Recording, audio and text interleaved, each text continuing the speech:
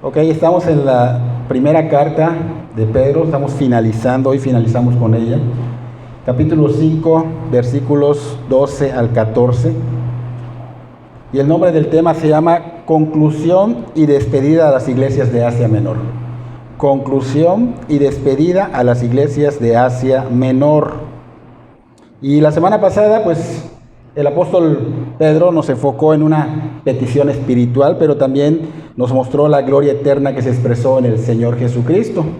Hoy vamos a ver esta conclusión de esta carta y también vamos a ver las salutaciones, que son los saludos, las despedidas, junto con las bendiciones que Pedro va a dar a las iglesias de Asia Menor, ¿no? Entonces estamos en Primera de Pedro, capítulo 5, si me pueden acompañar. Versículos 12, 13 y 14, dice: por conducto de Silvano, a quien tengo por hermano fiel, os he escrito brevemente amonestándoos y testificando que esta es la verdadera gracia de Dios en la cual estáis. La iglesia que está en Babilonia, elegida juntamente con vosotros, y Marco mi hijo, os saludan. Saludaos unos a otros con ósculo de amor. Paz sea con vosotros los que estáis en Jesucristo. Amén. Entonces, aquí terminamos la carta. Estamos concluyendo con la primera carta de Pedro. Y Pedro dice que, aquí dice que fue por conducto de Silvano. Así que Pedro está diciendo que tenía un ayudante que plasmó con tinta lo que Pedro quería que él escribiera, ¿no? Estamos viendo que Pedro está hablando de este Silvano y dice que él era un ayudante fiel a Dios y que también era un fiel amigo, o sea que tuvieron una amistad, lograron de alguna manera tener esa relación, ¿no? Y obviamente Pedro es quien había sido inspirado por el Espíritu Santo, o sea que Pedro estaba siendo inspirado por Dios mismo a escribir esta carta, así que prácticamente era el Espíritu Santo inspirando a Pedro y Pedro prácticamente redactando o haciendo que este Silvano escribiera la carta a las 5 provincias de Asia Menor, a las iglesias específicamente. Entonces lo que debemos observar y aprender de esto es que Dios sabe lo que su pueblo necesita. Cuando su pueblo está en alguna situación, el Señor de alguna manera nos va a hacer llegar lo que necesitamos, ¿no? En este caso estamos viendo que ellos, la iglesia, estaban siendo perseguidos. Recuerden que toda la carta va enfocado a animarlos porque estaban en persecución. Y pues aquí el Señor de alguna manera inspira a Pedro para que esta carta llegue, para que sean amonestados, para que sean animados, para que sean alentados y sigan ante esta adversidad que estaba pasando. Así que esto de alguna manera nos motiva, ¿no? Porque sabemos que si pasamos por situaciones, el Señor de alguna manera nomás nos va a hablar a través de su palabra, nos va a animar, nos va a alertar, nos va de alguna manera a impulsar, ¿no? Así que vemos que Pedro, pues ya lo habíamos conocido durante toda esta carta. Desde el inicio de la carta hablamos de quién era Pedro y todo lo que había pasado, pero aquí vemos que Pedro nos está hablando de un tal Silvano. ¿Y quién es Silvano? ¿Quién es Silvano? O sea, no hemos escuchado mucho de él y tal vez algunos sabrán de quién se trata, pero hay otros que no. Ahora, lo que sí debemos saber y tener muy claro es que Dios nos va a hablar a través de la vida de Silvano. Así como nos habló a través de la vida de Pedro durante esta carta, nos va a hablar a través de la vida de Silvano. Y vamos a ver varias referencias que nos hablan de este Silvano para que podamos ir comprendiendo quién era ese tal Silvano que Pedro menciona y por qué nos va a hablar a través de su vida, ¿no? Si podemos ir a la segunda carta de Corintios, capítulo 1, versículo 19, ahí nos muestra a este Silvano en medio de los demás predicadores, ¿no? Dice: porque el Hijo de Dios Jesucristo, que entre vosotros ha sido predicado por nosotros, por mí, Silvano y Timoteo, no ha sido sí y no, mas ha sido sí en él. ¿Estamos allá? Bueno, aquí estamos viendo que es 2 de Corintios. Tenemos que recordar que esta carta la escribió Pablo a los Corintios, ¿no? No estamos hablando de Pedro, pero Pablo le escribió a los Corintios, quien fue inspirado a escribir esta carta a estos Corintios. Así que podemos ver que en esta carta es mencionado como primero, después de Pablo, a Silvano. O sea, quiere decir que Dice acá que entre vosotros ha sido predicado por vosotros. Estamos viendo que nosotros indica que Pablo está hablando, está redactando, y dice que está junto con Silvano y junto con Timoteo. ¿Y qué están haciendo juntos ellos? Predicando el Evangelio del Señor Jesucristo en esa ciudad de Corinto. Por eso dice, porque el Hijo de Dios, Jesucristo, que entre vosotros ha sido predicado por nosotros. ¿Y quién eran nosotros? Era Pablo, era Silvano y era Timoteo. Así que juntos ellos estaban predicando en la ciudad de Corinto. Quiere decir que Silvano ya era conocido en Corinto. Ya era conocido, ¿por qué? Porque él estuvo predicando con Pablo, fue su ayudante de Pablo, y obviamente pues ya tenían tiempo haciéndolo y tenían ya un testimonio de parte de él. Este Silvano no era un apóstol, pero este hombre sí tenía un don de profecía. Era una persona llena del Espíritu Santo, era uno de los principales del grupo de Jerusalén, o sea que tenía gran peso, ¿no? Y en la primera carta de Tesalonicenses capítulo 1, versículo 1, Pablo escribe esta carta a los tesalonicenses. Obviamente cuando mencionamos esto estamos hablando de las iglesias de Tesalónica, ¿ok? Y dice Pablo, Silvano y Timoteo. O sea, vuelve a incluir a Silvano y dice, a la iglesia de los tesalonicenses, en Dios Padre y en el Señor Jesucristo, gracia y paz sean a vosotros, de Dios nuestro Padre y del Señor Jesucristo. En la segunda carta a los tesalonicenses, capítulo 1, versículo 1, también vemos que Pablo vuelve a incluirlo. Dice, Pablo, Silvano y Timoteo a la iglesia de los tesalonicenses en Dios nuestro Padre y el Señor Jesucristo. ¿Ok? Entonces vemos que en estas dos cartas y en las anteriores estamos viendo que está siendo mencionado Silvano. Era conocido ya en la iglesia de Corinto, era conocido ya en la iglesia de Tesalónica y era conocido en otras iglesias que ahorita vamos a ir viendo, ¿no? Entonces vemos que Silvano, ¿por qué era conocido? Porque estaba yendo de acompañante de Pablo, y obviamente esto no fue porque él quiso, sino porque dice que fue escogido entre los apóstoles y los pastores. Esto lo podemos ver en el libro de Hechos capítulo 15, Hechos capítulo 15, versículo 22. Entonces fue elegido para acompañar a Pablo en su viaje misionero. Dice en Hechos 15, 22, entonces pareció bien a los apóstoles y a los ancianos, o sea, a los pastores, con toda la iglesia elegir de entre ellos varones y enviarlos a Antioquía con Pablo y Bernabé. Y pone allá 2 puntos, si pueden ver su texto, dice a Judas, que tenía por sobrenombre Barsabás. O sea, fueron esos 2 hombres que fueron enviados.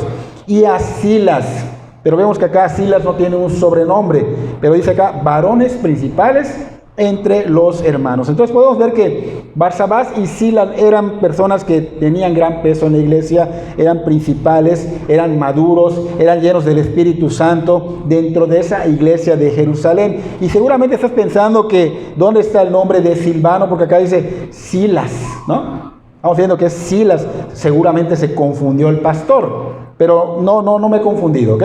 Dice acá Silas, Barsabás, Judas, que tenía por sobrenombre Barsabás, ¿ok? Entonces, normalmente nosotros como que ponemos algún tipo como este sobrenombre de Barsabás, que era Judas, como que ponemos ciertos apodos o sobrenombres o otras cosas a otras personas, ¿no? Y lo que vamos a ver ahorita que se llama un hipocorístico. No lo conocemos muy bien, pero es lo que normalmente hacemos, la mayoría lo hace. Entonces, ¿qué es esto de hipocorístico? Es como una especie de sobrenombre, pero no es sobrenombre. De hecho, no hay un sinónimo de esto, ¿no? Entonces, por costumbre, cuando viene una persona que se llama, por ejemplo, José, el hipocorístico de José es Pepe, ¿sí? El hipocorístico de Francisco es Pancho, ¿ok? Entonces, el hipocorístico de Ignacio es Nacho, ¿correcto? Bueno, también puede ser de esta manera. El hipocorístico de Juan Carlos es Juanca. El hipocorístico de José Manuel es Josema. ¿Ok? Entonces, esto se llama hipocorístico. No, ya lo intenté buscar y no hay sinónimo para esto. Y aquí estamos viendo un hipocorístico de Silvano, o sea, Silas. El hipocorístico de Silas es Silvano. Entonces, estamos hablando de la misma persona. Entonces, este Silas que vemos acá en Hechos 15, 22 es el mismo que estamos viendo en nuestro texto de primera carta de Pedro, capítulo 5, versículo 12 al 14, ¿ok? Entonces vemos que Silas fue elegido acá, dice que por apóstoles y pastores, para ir a las iglesias de Antioquía, para ir a las iglesias de Sicilia, para que dé una noticia, una decisión que había sido tomada en el concilio de Jerusalén. O sea, quiere decir que Silas, aparte que tenía peso, Silas o Silvano, tenía peso, ya empezó a ser conocido en varias iglesias. Ya hablamos de Tesalónica, ya hablamos de Corinto, estamos hablando de Antioquía, estamos hablando de Cilicia. O sea, fue conocido porque empezó a llevar este mensaje y empezó a acompañar a Pablo a los viajes de Pablo, ¿ok? Entonces vemos que había un problema muy fuerte en Jerusalén, en Hechos 15, está todo Hechos 15, pero no nos vamos a enfocar en ello. Y obviamente habían hecho como una especie de decreto, ¿no? Y este hombre es enviado con Pablo a que lleve este mensaje a las iglesias. Ahí es donde inicia como acompañante de Pablo. Pero también podemos denotar que de alguna manera, como salió de Jerusalén, y si vemos en el concilio de Jerusalén, cuando se resolvió este problema, estaba el apóstol Pedro presente, quiere decir que conocía bien a Pedro. Por eso Pedro lo menciona en su carta. O sea que estamos viendo que no solo fue acompañante de Pablo, sino que era conocido de Pedro. ¿Por qué fue acompañante de Pablo? Porque debido a que Juan Marcos había acompañado primeramente en el primer viaje misionero a Pablo y a Bernabé, de alguna manera Juan Marcos como que fue un poco inmaduro y renunció a ese viaje. Entonces, pues obviamente no le pareció a Pablo y en su segundo viaje ya no lo quiso llevar y fue que elige a Silas o Silvano para que sea su acompañante. Juan Marcos aún no era maduro, Juan Marcos no era confiable en esos momentos, y digo en esos momentos porque en la segunda carta de Timoteo, capítulo 4, versículo 11, el mismo Pablo le pide a Timoteo que vaya por Juan Marcos y que lo traiga porque él le iba a ser útil. Quiere decir que Juan Marcos creció espiritualmente, maduró, ¿no? Entonces, en Hechos capítulo 16, vemos a Pablo junto con Silas que estaban de alguna manera reflejando la luz de Cristo, predicando. ¿Y qué pasa? Que obviamente los incrédulos, si tú agarras una lámpara así fuerte y se las pones en la cara, ¿qué pasa? Pues te va a enojar, te va a incomodar, ¿no? Bueno, pues como se predicaba la luz, la palabra tiene poder, y los incrédulos se enojaron en gran manera y los tomaron por la fuerza, los azotaron y los metieron a la cárcel y los sujetaron de los pies con unos grilletes para que no se pudieran parar. Estaban así como sentados, de alguna manera los sujetaron, ¿no? Entonces, de repente estos hombres, pues allá en adversidad, habían sido azotados, ¿sí? Y habían sido encarcelados y les pusieron grilletes. Era como para que estén totalmente derrumbados. Pero estos hombres empezaron a cantar himnos al Señor, y los presos estaban escuchando los himnos. Entonces vino de repente un terremoto, y ese terremoto sacudió los cimientos tan fuerte que hasta los grilletes se abrieron y las cárceles se abrieron. Entonces se soltaron todos. Pero bueno, no vamos a ver este punto, ¿no? Pero me refiero a que allí vemos que estaba Silas con Pablo en azotes, en prisiones. O sea, fue fiel. Por eso vemos que Pedro dice, fiel, era un fiel siervo de Dios, era un fiel amigo. Aquí estaba siendo fiel con Pablo en azotes, en persecución, ¿ok? Entonces vemos que era un hombre que estaba en la brecha. Junto con Pablo, fiel ayudante de Pablo, pero también vemos que fiel ayudante de Pedro, porque esto es lo que estamos viendo en nuestro texto de hoy, siendo un fiel amigo, un fiel secretario, y esto nos debe hablar a nuestra vida. ¿Por qué? Porque nosotros podemos ser usados como Silas. O sea, en tu iglesia, en tu congregación, para los que están escuchando, puedes ser usado, pero tú tienes que ser fiel a Dios. Tiene que ser una persona íntegra, entregada, con disposición de corazón, ¿no? Entonces Silas, vemos que ese fiel ayudante de Pedro escribía esa carta, todo lo que Pedro le decía que redactara, él lo plasmaba con tinta, ¿no? Y vemos que estaba pues prácticamente siendo un siervo de Dios, y vemos que Pedro da testimonio de que era un hombre apasionado, que era un hombre de mucha ayuda, de gran bendición. Y pues obviamente tenemos que entender que en cada obra de Dios el Señor va a levantar hombres y mujeres fieles. Va a levantar hombres y mujeres fieles, con pasión por Cristo, con pasión por el Evangelio. Cristianos diligentes que tienen un corazón dispuesto para servir, que se sujetan a la voluntad de Dios y que están dispuestos a dar su vida por el Evangelio si es necesario. Esto es lo que nos enseña la vida de este hombre, ¿no? Así que este es un ejemplo que debemos de alguna manera tomarlo y abrazarlo, porque somos llamados para servir. Somos llamados para servir. Entonces, puede ser cualquiera de nosotros en una congregación que pueda ser usado en gran manera, porque Dios es quien elige y Dios es quien añade a los hombres fieles y mujeres fieles a su obra. ¿Ok? Entonces, Dios es quien ve quién es diligente. Él ve quién tiene un corazón dispuesto, porque las personas que son perezosas para Dios no son útiles. No son útiles. Él ve si tú tienes diligencia y quieres servir y eres una persona que se esfuerza, pero si tú eres perezoso o perezosa, no vas a ser útil para el Señor. No vas a ser útil.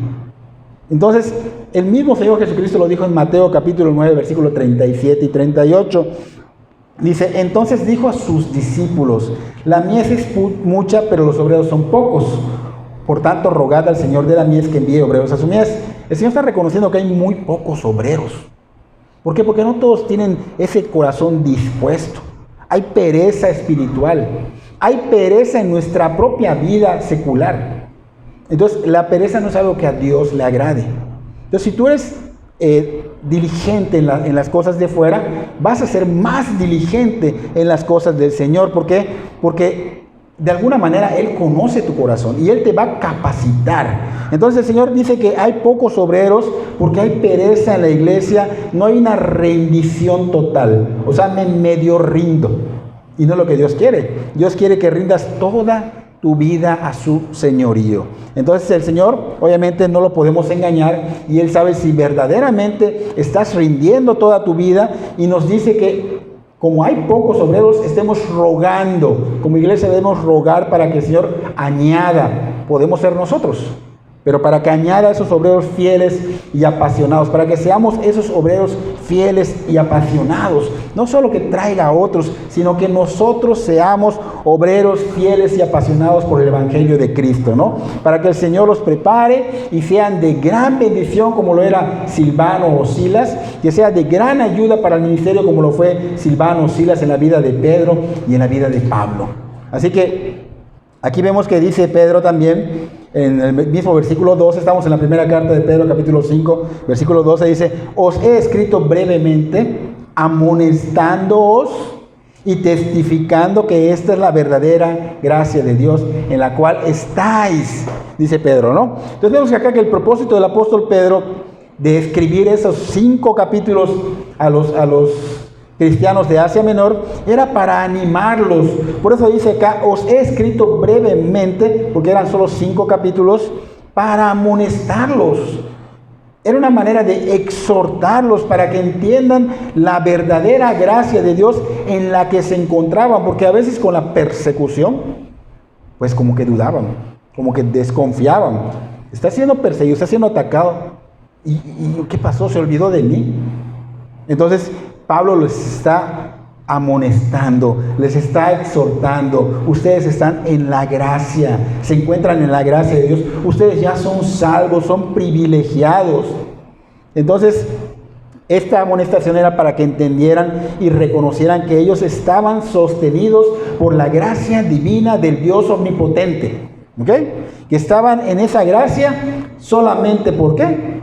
Por sus actos, por cumplir los mandamientos. No, por estar en Cristo. Por estar en Cristo estaban dentro de esa gracia. Esa era la poderosísima razón por la cual estaban en gracia. Cristo Jesús. Estar en Cristo es de veras un privilegio, es algo que no podemos comprar, es de veras un regalo de amor de Dios. Entonces Pedro les estaba recordando, los estaba amonestando, les estaba dando mandamientos, les estaba dando órdenes. Prácticamente Pedro les estaba enseñando ética. Pedro les estaba diciendo qué no debes de hacer y qué debes de hacer. Entonces la ética es esto. La ética nos muestra qué debemos hacer y qué no debemos hacer. Pedro le estaba dando órdenes, mandatos de Dios como una especie de ética. Entonces vemos que Dios estaba usando a Pedro. El Espíritu Santo, Pedro lleno del Espíritu Santo, Dios estaba usando a Pedro y a Silas para alentar a la iglesia de Asia Menor con esta carta. Y Dios, ese Dios trino, ese Dios de veras de misericordia y de amor, estaba alentándolos. Aunque a Él no le correspondía estarnos de alguna manera mostrando que tenemos que caminar en santidad, pero aún así el Señor usó a Pedro y esta carta para alentarlos, porque el Señor nos da la salvación, pero nosotros debemos ocuparnos de la santificación. O sea, Él ya nos santificó, ya nos salvó, ya nos santificó, pero tenemos que ocuparnos de caminar, de practicar esa santidad. Eso nos corresponde a nosotros. Sin embargo, estamos viendo que Dios tiene misericordia y estaba usando esta carta para animarnos, amonestarnos, porque Pablo, por ejemplo, dijo: ocupaos de vuestra salvación con temor y temblor. O sea, no está diciendo gánate tu salvación. Ya has sido salvo. Ya has sido salvo. Que se vea que eres salvo, que se vea tu caminar con Cristo. Ese caminar con Cristo va a traer persecución. Va a traer persecución, pero que se vea que tú eres de Dios y que tú permaneces firme. Entonces vemos que pues el Señor no tenía por qué alentarlos. Sin embargo, utiliza a Pedro para alentar a la iglesia, porque Dios es un Dios amoroso, Dios es un Dios bondadoso, que obviamente no va a dejar solo a su pueblo, no va a dejar solo a sus hijos, y ha decidido que a través de estas cartas seamos alentados, seamos de alguna manera animados, recordándonos que no estamos solos. El mismo Pablo dijo: Dios pone el querer como el hacer de su buena voluntad en nosotros. O sea, qué bendición que no solo nos salva, sino que pone esa amonestación, ese ánimo en nosotros para vivir en santidad. Y Él ha dicho: no están solos. Él nos habla constantemente a través de estas cartas, a través de esta predicación, a través de las reflexiones de la iglesia, a través de los estudios que damos. Él nos está hablando cuando tú lees tu Biblia. Él ha dicho en Mateo 28:20: yo estoy con ustedes todos los días hasta el fin del mundo. Siempre nos recuerda, siempre nos amonesta. Mateo 28:20. Por ejemplo, la vida de José el soñador. En Génesis capítulo 39, ¿cuántas desgracias no pasó José? Y en todas esas desgracias decía: pero el Señor estuvo con José. El Señor estuvo con José. ¿Y qué tal de Josué, el sucesor de Moisés? En Josué capítulo 1, le dice: así como estuve con Moisés, estaré contigo. No te voy a dejar, no te voy a abandonar. ¿Y qué tal de Isaías 41? No temas, porque yo estoy contigo. No te desalientes, porque yo soy tu Dios. O sea, ya nos salvó. No nos va a dejar así. Ya nos salvó, pero Él está, y le dice a Isaías: te fortaleceré, te ayudaré, te sostendré con la diestra de mi justicia. Entonces el Señor, wow, o sea, qué grande bendición. ¡Qué grande bendición! El mal, cuando te usa o trabajas para el mal, después de que venga algo malo, te abandona. El Señor Jesús te salvó y te va de alguna manera a ayudar. Va a estar contigo en las buenas, en las malas. Y dice Él: te voy a sostener. Él sostiene con su gracia nuestra vida y nuestra fortaleza para poder superar toda persecución, toda adversidad que se presenta a tu vida. Así que esa misma gracia, dice Pedro, esa misma gracia, están ustedes en ella, es derramada sobre ustedes que ya son hijos de Dios, que ya son regenerados, que ya están dentro de la esfera de la gracia de Dios. Solo hay que enfocarse en buscar el reino de Dios y su justicia, aprender a depender de su gracia. Aprender a depender de su gracia. Entonces, un cristiano que está en Cristo, no es un cristiano que se dice ser cristiano, porque tristemente esos que dicen ser cristianos y no lo son, dejan mal a Cristo, dejan mal a los cristianos. Por culpa de ellos son mal vistos los cristianos.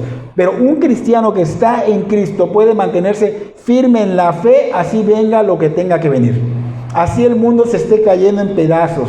Y esta iglesia estaba siendo perseguida, no como nosotros, perseguida realmente. Estaba siendo azotada.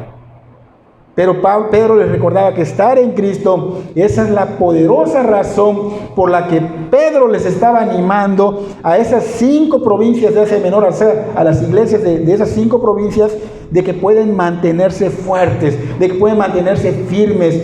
¿Por qué? Porque Dios mismo se lo estaba diciendo a él. Dios mismo estaba usando a Pedro, y hoy día para nosotros es lo mismo. Es lo mismo, estamos tomados de la gracia de Dios, y es muy lamentable que nos olvidamos constantemente de ello y andamos de alguna manera deprimidos, andamos cansados, no nos esforzamos en las cosas del Señor. ¿Y sabe por qué? Porque no meditamos en las Escrituras, no creemos en lo que el Señor está haciendo en nuestras vidas. Y es triste, porque tenemos al alcance las riquezas de su gracia, lo hemos estado viendo en Efesios. Están al alcance, ¿por qué? Por estar en Cristo. Entonces nosotros tenemos la costumbre de no meditar en las Escrituras y de no abrazar esas promesas. No meditamos lo que escuchamos. Ya escuché el sermón, ya estuvo. Ya estuvo suficiente, ¿para qué más? No, ya lo escuché y me llevo en mi corazón esto y medito en ello y busco otra vez a lo mejor la prédica o busco las citas bíblicas y recuerdo la interpretación y lo llevo a la aplicación de mi vida. Por eso cuando se presente una situación adversa, ese recordatorio, ese versículo, esa interpretación, todo eso va a estar en nuestro corazón, y cuando venga algo similar, ¡boom!, va a salir en tu mente. ¡Wow! Yo esto no lo puedo hacer porque la palabra dice esto, la palabra dice lo otro. Entonces, ¿qué va a pasar? Que vamos a estar en la voluntad de Dios y se va a volver nuestro estilo de vida. Lamentablemente, solo buscamos a Dios en la iglesia. En la iglesia. No lo buscamos realmente fuera de la iglesia. No lo buscamos en nuestra intimidad. Por ejemplo, si voy a mi trabajo, Dios no existe. Si voy a mi escuela, Dios no existe. No, que Dios se vea que tú eres de Cristo, que tú has nacido de nuevo, que has sido regenerado, y medita en esta palabra para que tú puedas dar testimonio de ellos, o sea, de ello. Debemos llevarnos el mensaje de Dios, debemos depositarlo en nuestro corazón, porque eso es lo que, de hecho, a eso nos ha llamado, a eso venimos, por eso somos cautivados, venimos a deleitarnos, o sea, queremos escuchar la palabra de Dios, porque Dios nos habla a través de ella. Y no solo para esta hora y ya, meditan, nunca es suficiente, queremos más de Dios. ¿Por qué? Porque dependemos de Él en todo. Dependemos de Él en todo. Entonces debemos meditar en lo que nos habla al escuchar la palabra, al aplicarla, pero no pensar, ay, qué flojera me da este pastor. Qué flojera. O sea, lo que me está diciendo, la verdad, yo no tengo tiempo. No tengo tiempo. Yo mi trabajo, mi escuela, mis estudios, no tengo tiempo. Y justifico que son excusas y que lamentablemente a Dios no lo puedes engañar y que el día de mañana van a traer consecuencias a tu vida. Pero ¿qué tal si te dijera un pastor, tal vez alguien por allá, ¿no? Te diga, te voy a pagar para que tú medites, para que tú apliques y memorices estas citas bíblicas, porque muchos pastores tristemente lo hacen con sus hijos. Te voy a pagar para que hagas conforme está escrito. O sea, seguramente pensarían muchos, ¿no? ¿Cuánto me va a pagar a ver si lo hago? Ah, me conviene. Por el dinero lo das todo. ¿Por qué? Porque es más importante tu trabajo, se ve. Por un hombre lo das todo, por una mujer lo das todo. Pero cuando se trata de los asuntos del Señor, al contrario, si puedo quitarle, le quito. Por eso no sirvo, por eso no me esfuerzo, por eso no ayudo en la iglesia, por eso ni siquiera ofrendo, ni siquiera lo hago. Y esto es parte de lo que Dios te da, porque sabe que hay necesidad en su obra. Él te da para eso. Entonces, no le tomo importancia a nada de esto. Voy cuando quiera. Total, Dios no me paga. El pastor dice, pero a mí Dios no me da el dinero. No va a caer del cielo, dicen, ¿verdad? No va a caer del cielo. O sea, no te aplicas en las cosas del Señor. No te aplicas, no las tomas en serio. Son como una especie de cumplimiento para con Dios. entonces no tengo tiempo para esto, es más serio y más importante mi trabajo, es más serio y más importante mi pareja, es más serio y más importante la escuela, total yo ya soy salvo, lo demás no es tan importante. Y ese pensamiento que traen muchos y ese estilo de vida que traen muchos evidencia que tal vez no sean conversos. Y tristemente nos preocupamos y lo mencionamos a cada rato, porque no queremos que esas personas cuando mueran se lleven la sorpresa de su vida y no haya remedio. Por eso nos enfocamos en repetir muchas cosas. Estamos a cada rato porque queremos que entiendan, porque Pablo nos anima y de hecho nos exhorta a que nos analicemos. ¿Realmente somos del Señor? ¿Realmente estamos caminando con el Señor? ¿O solo estamos de lejitos, así como que, o como Judas, que caminaba con Él, que escuchó sus enseñanzas, que sacó demonios, que predicó en su nombre, pero no fue converso? Y el príncipe de los pastores le predicó. Entonces, de alguna manera, tenemos que tener cuidado de que no sea más importante lo demás, que lo demás sea trivial, que lo primordial de lo primordial sea realmente enfocarse en buscar el reino y su justicia. Porque Él ha dicho que lo demás vendrá por añadidura. Y se debe de creer, se debe de confiar, porque dependemos de Él. Entonces, ese pensamiento anterior ya no lo debemos de tener. ¿Por qué? Porque alguien que es perdonado de algo tan grave como ofender a Dios y romper o quebrantar su ley, vive agradecido toda su vida. Vive agradecido y de veras vive en el servicio de la persona. Oye, ¿en qué te puedo ayudar? ¿Qué puedo hacer por ti? Me has librado de la muerte, y no una muerte cualquiera.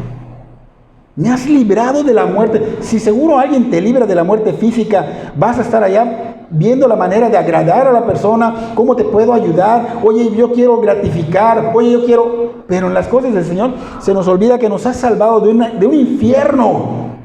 Y se nos olvida realmente el valor de lo que Cristo hizo por nosotros. Vino, encarnó, tomó nuestro lugar, murió en la cruz.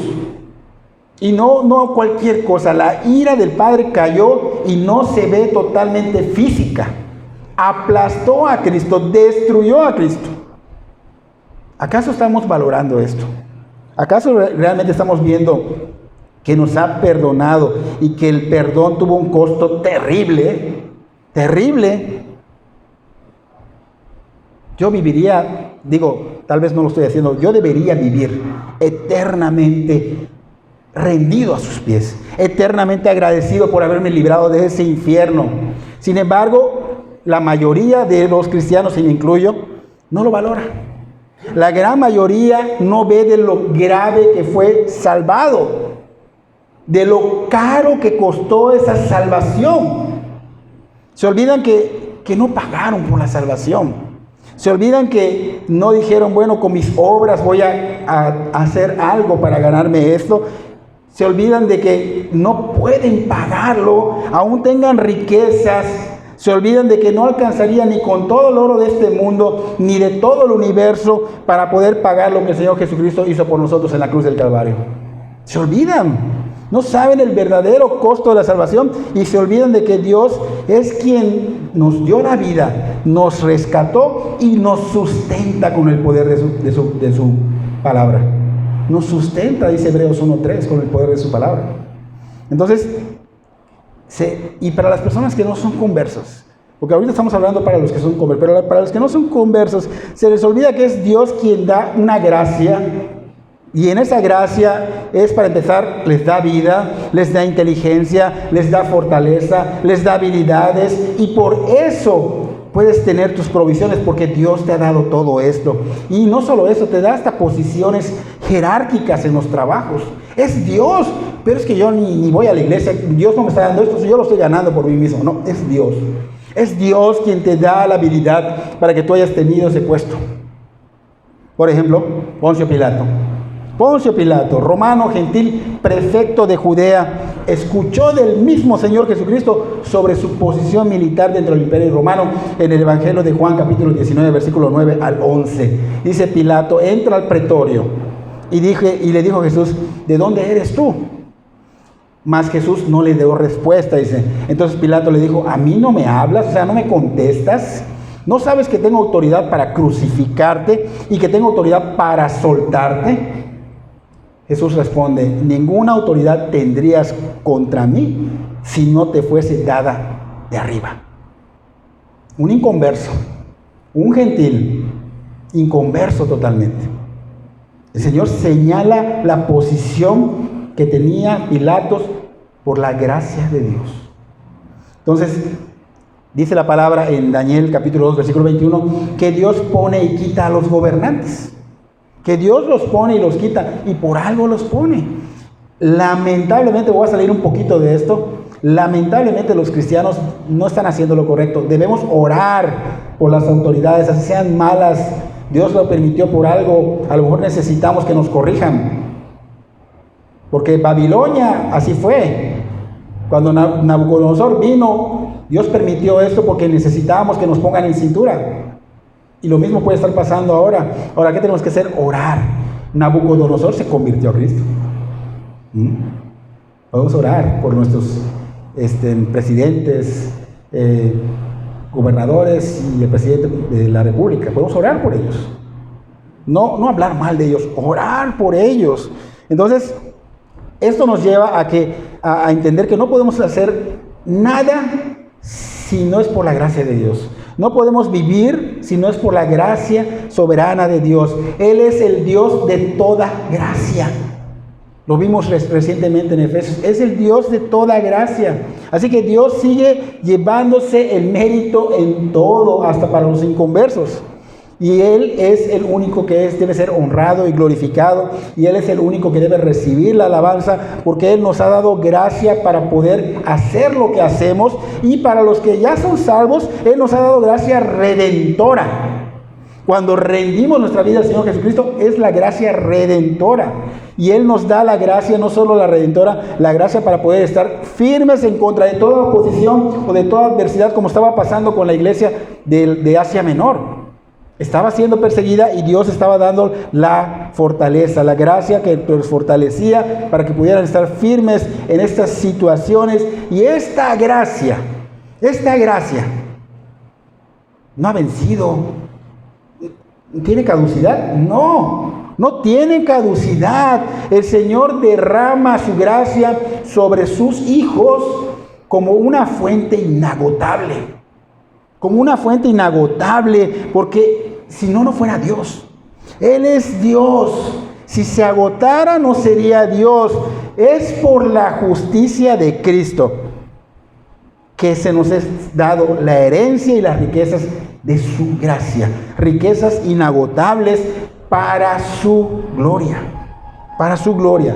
Y es de mucha importancia señalar que Pedro no solo amonestó, sino también dice que tenían que testificar que esta es la verdadera gracia de Dios en la cual estáis. O sea, amonestó y testificó. En el mismo versículo 12 lo dice. Entonces, él está hablando de testificar de la gracia de Dios. Y el testificar tiene que ver con proclamar el Evangelio de Cristo. De gracia recibimos, de gracia vamos a dar, dice Mateo 10:8. ¿Okay? Así que antes de recibir estos mandatos que Pedro estaba diciendo a las iglesias, antes de recibirlos y ejecutarlos, siempre es primero el Evangelio. Pero como Pedro estaba hablando a convertidos, por eso puso este orden. Fue en otro orden. Vemos que dijo, amonestaos. ¿A quién debo poner fin? Previamente, amonestándoos y testificando. Si lo puso en este orden, fue porque le estaba hablando a los cristianos.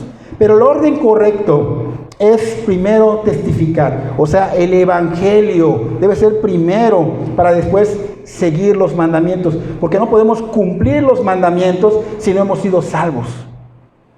No podemos.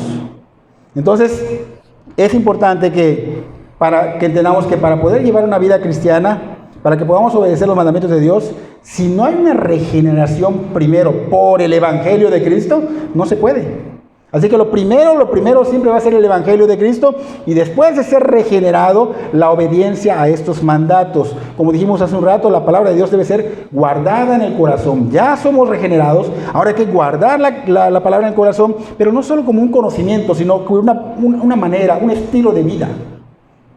Es de alguna manera práctico. La palabra es práctica, no es para que la tengas como una historia más, sino para que sea tu voluntad, se vuelva tu voluntad. Entonces, eso quiere decir que cuando estemos escuchando, por ejemplo, ahorita la prédica, ¿no?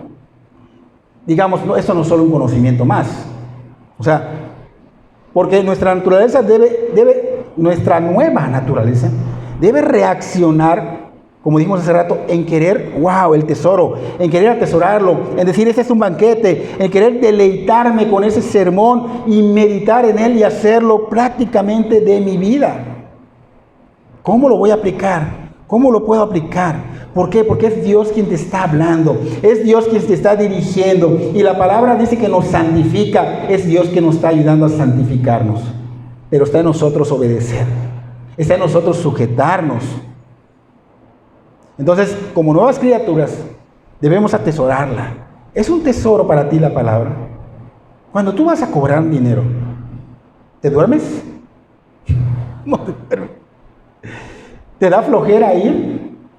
Para nada, voy por dinero. Si es herencia, wow, vámonos, mi mejor ropa. ¿Verdad? Oye, me dijo fulanito que va a regalar un dinero. Voy a verlo rápido antes de que diga ya no, se arrepienta. ¿Y tú por qué no valoras y atesoras la palabra? Entonces es importante que fuimos llamados realmente para esto, para llenarnos de la palabra, llenarnos del Espíritu Santo, hacerla práctica en nuestras vidas, porque de esa manera nos santificamos. Hemos sido llamados a caminar en santidad, sin la cual nadie verá al Señor. Así que debemos seguir estos pasos para poder lograrlo, porque cuando vengan situaciones a nuestra vida, como estaba pasando con las iglesias de Asia Menor, que había persecución, porque ya va a empezar entre poco, ya está muy fuerte lo que está pasando, y esto va a empeorar, entonces nosotros tengamos la palabra en el corazón, listas para aplicarla y vivirla y glorificar a Dios con ella. Entonces,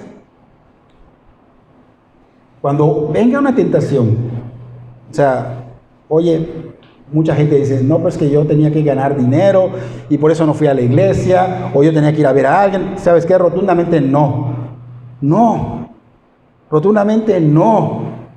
¿Por qué? Porque dice que nos congreguemos, porque sabemos que el día se acerca. Y es un cuerpo con miembros y tienen que estar presentes. Hoy lo puse en la reflexión de hoy.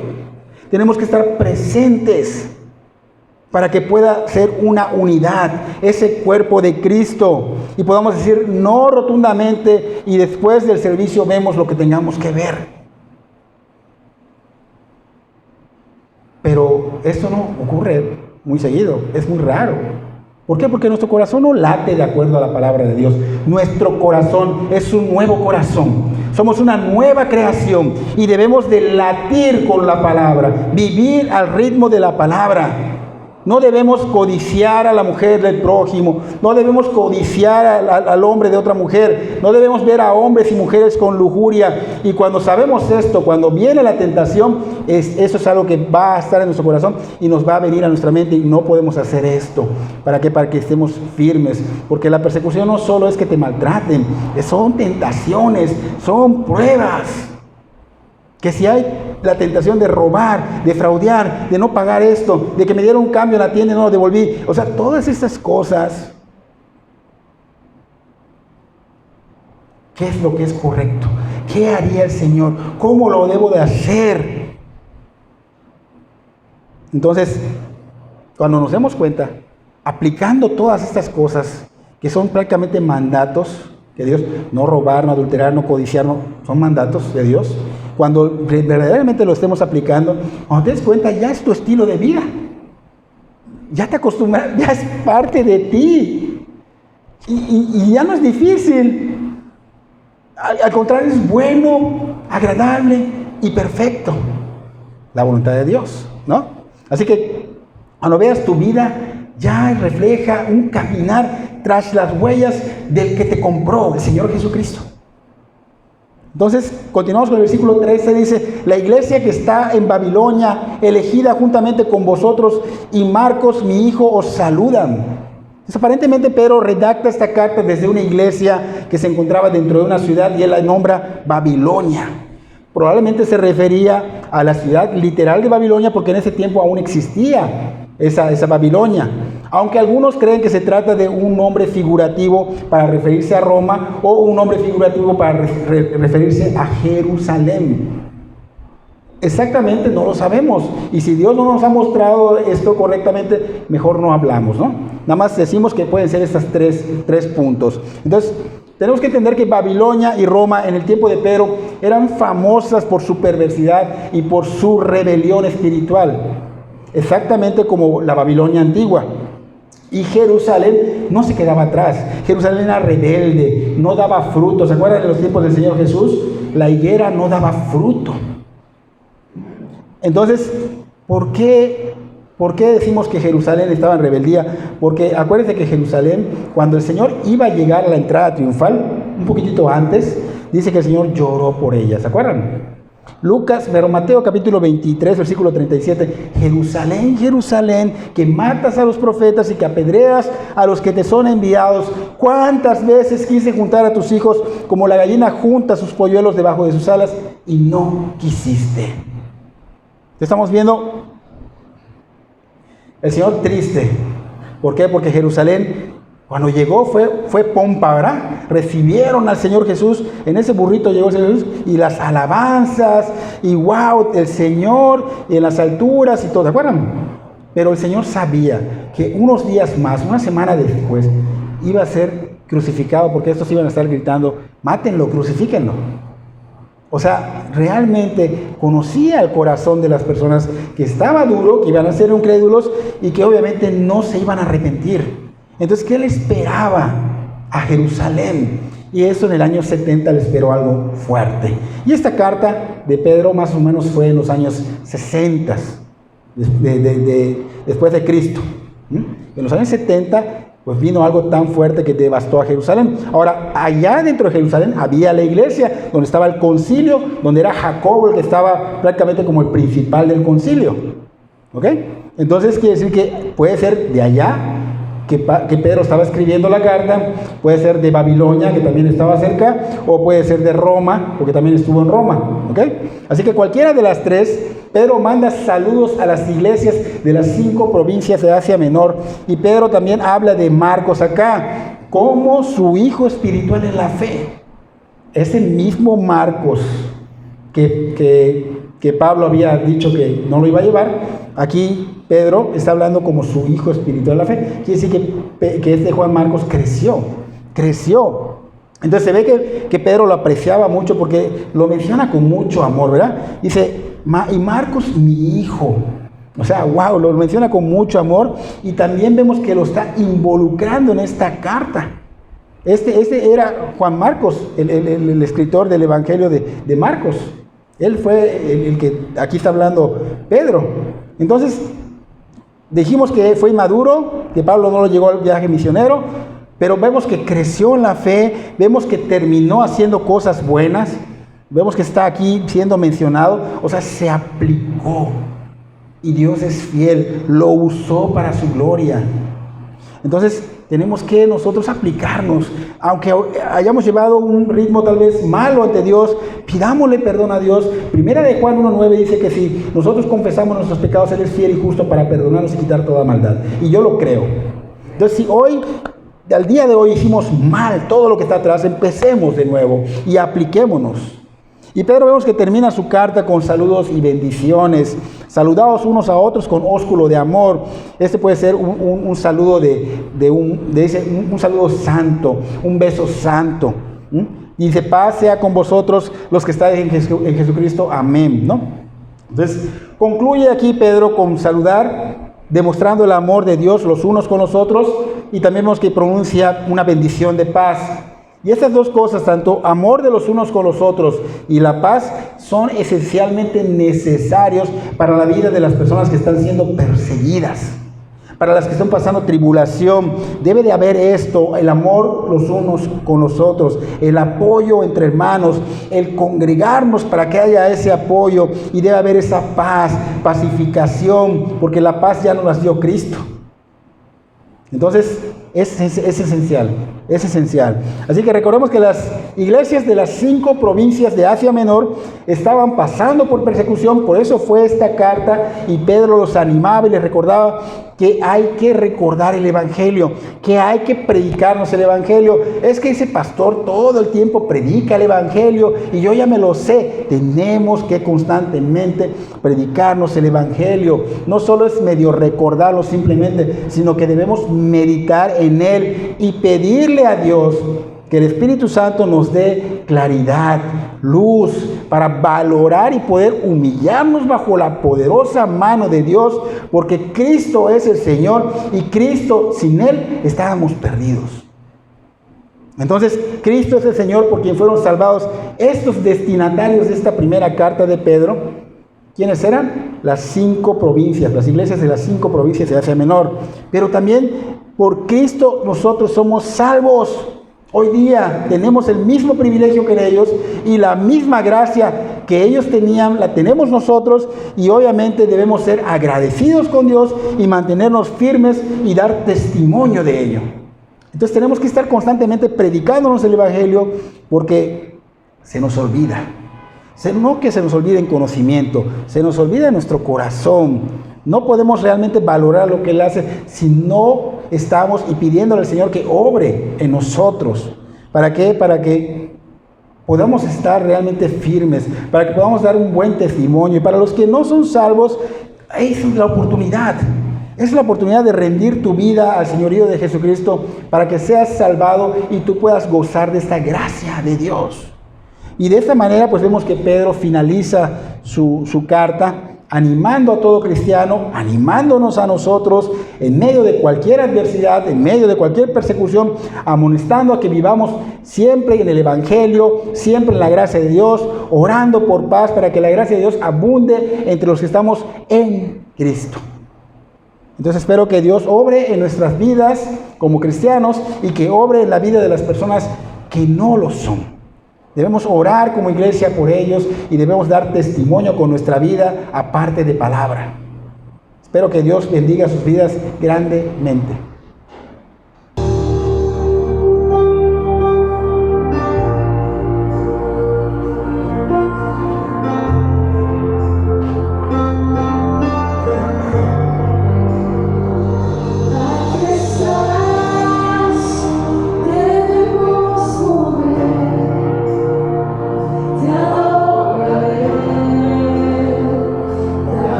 Aquí está.